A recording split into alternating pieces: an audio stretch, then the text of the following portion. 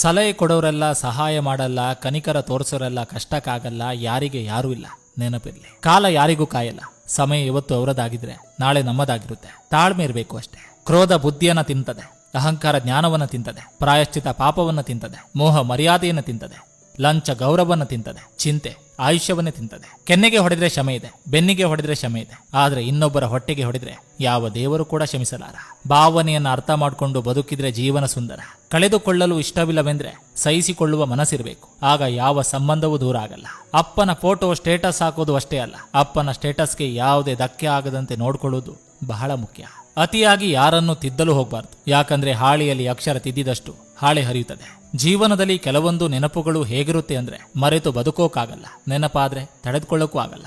ಮನಸಾಕ್ಷಿಗೆ ನಾವು ಸರಿದ್ರೆ ಸಾಕು, ಬೇರೆಯವರಿಗೆ ಪ್ರೂವ್ ಮಾಡುವ ಅವಶ್ಯಕತೆ ಇಲ್ಲ. ವಿಷ ಕಾರುವ ಹಾವನ್ನ ಬೇಕಾದ್ರೂ ನಂಬಬಹುದು, ಆದ್ರೆ ಮನಸ್ಸು ಮತ್ತು ಮನುಷ್ಯತ್ವ ಇಲ್ಲದೆ ಇರುವ ಮನುಷ್ಯರನ್ನ ಮಾತ್ರ